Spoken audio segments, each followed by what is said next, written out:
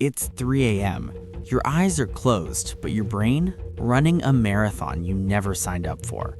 Replaying that conversation from 3 years ago, worrying about tomorrow, imagining the worst.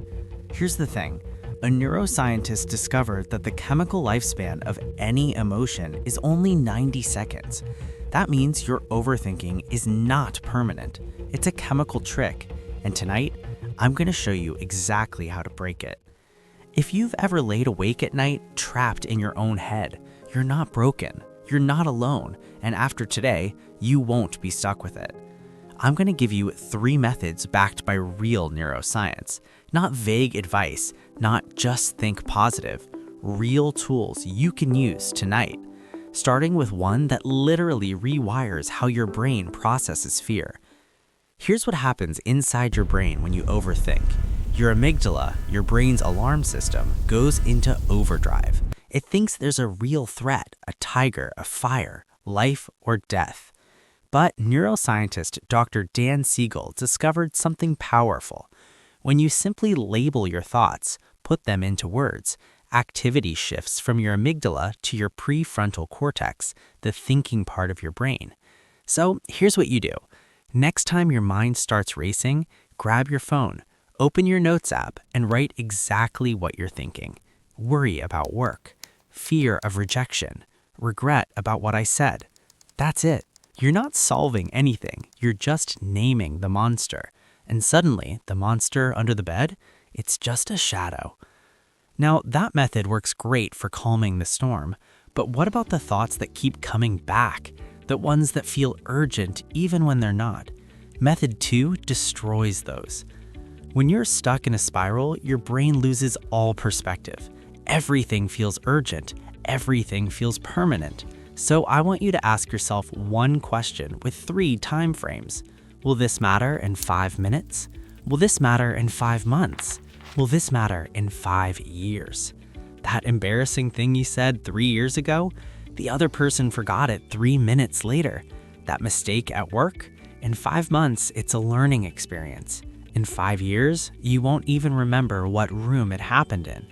This rule forces your brain to zoom out, to see the bigger picture. And when you see the bigger picture, those tiny worries lose their grip on you. All right, those 2 methods handle the thoughts. But what about when you try to stop worrying and your brain does the exact opposite? There's actually a psychology term for that, and method 3 uses it to your advantage. Quick thing, if any of this is clicking for you, subscribe. I break down one psychology concept every week that you can actually use. This one sounds counterintuitive. Instead of fighting your worries, give them an appointment. Here's why.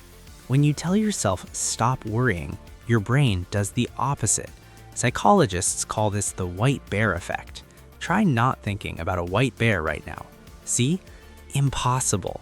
So instead of fighting it, set a time, 7 to 7:30 p.m. every day. Sit down with a notebook and worry as hard as you can. Write every what if, every fear, every worst case scenario. Give yourself full permission, but when the timer goes off, you close the notebook, you're done. Here's what happens over time.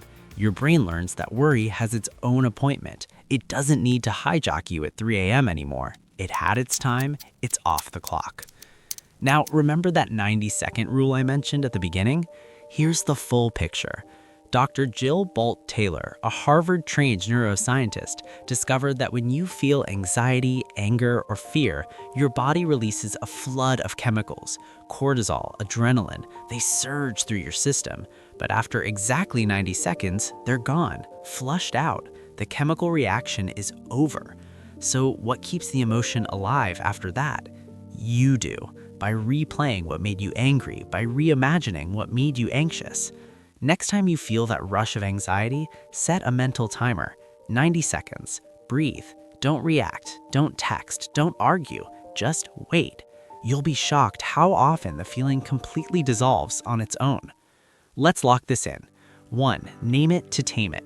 Label your thoughts to shut down your amygdala. 2. The 5x5 rule. Ask, will this matter in 5 years? 3. Schedule your worry time. Give anxiety its own appointment. and the 90-second rule. Let the chemistry pass before you react. You don't need all 4 tonight. Pick one, try it, see what happens. Now, here's something most people don't realize. Overthinking isn't just a bad habit.